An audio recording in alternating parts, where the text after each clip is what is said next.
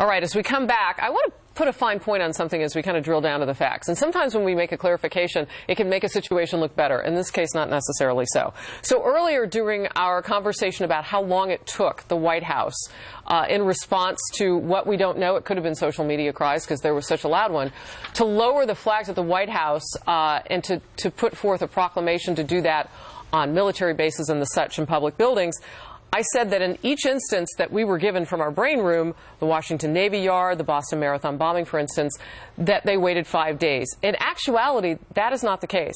They ordered them to be at that half-staff level for 5 days. They actually put that proclamation in and lowered those flags within hours of those incidents. The same very day on one, and for the Boston Marathon the next day, and another example, the Newtown shooting, that same very day, hours later. So in this case, for the White House to have taken several days since we lost our 4 Marines and sailor and that terrorist hit, as far as we know, that's what it looks like it is until the investigation tells us otherwise.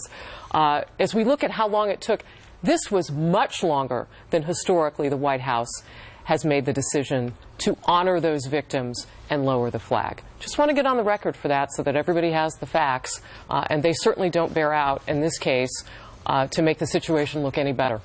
Andrea? Well, the father of a woman who was killed while walking on a San Francisco pier is one of several victims' family members testifying today on Capitol Hill. Lawmakers are looking into the public safety impact of so-called sanctuary cities. They limit the cooperation between local law enforcement and federal immigration authorities. Now, San Francisco is one city with such policies.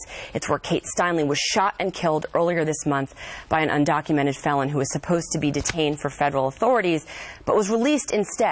Here's Kate's father, Jim Steinle. Suddenly a shot rang out. Kate fell and looked at me and said, "Help me, Dad." Those are the last words I will ever hear from my daughter. Unfortunately, due to disjointed laws and basic incompetence on many levels, the U.S. has suffered a self-inflicted wound in the murder of our daughter by the hand of a person that should have never been on the streets of this country. That poor man. Rachel, your husband is in Congress in the U.S. House of Representatives.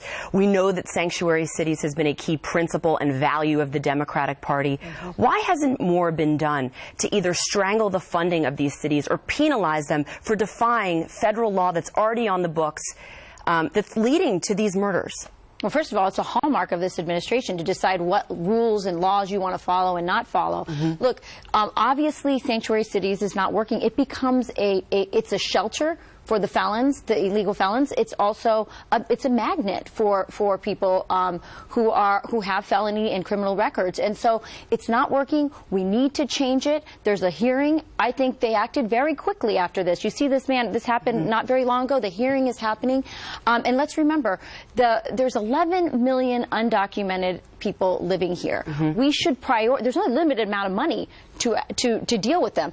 Why aren't we prioritizing? I thought they said they were going to do that. Prioritize by getting rid of the people with criminal records, because there's a lot of people who are here who are working hard and just trying to make a better life. Sandra, I want to go to you on the money point, because this is really the way to get at them. And during the Gang of Eight bill, Dianne Feinstein, who's the original proponent of sanctuary cities, she tried to get it so that you couldn't penalize cities like San Francisco. She wanted to actually impede doing anything to stop what happened. Is the money the best way to get at a state that's already cash-strapped like California? Well, but they don't seem to be responding to money. They don't seem to be imposing policies based on that. Or they don't seem to be en route to changing this current policy. And by the way, she was the first person that we heard in reaction to this, shockingly, when she's been allowing this to go on.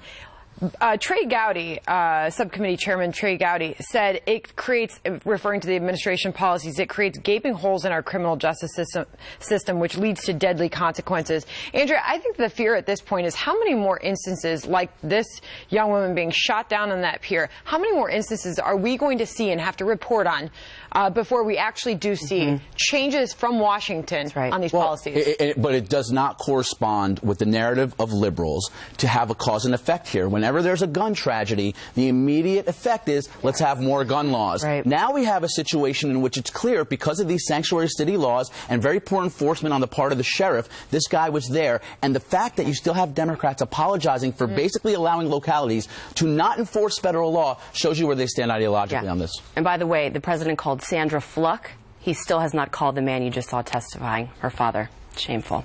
A screaming kid at a crowded restaurant. No fun for anyone, especially me. The backlash of a diner owner that he's facing for yelling at a crying toddler, and why she's refusing to apologize. That's coming up next.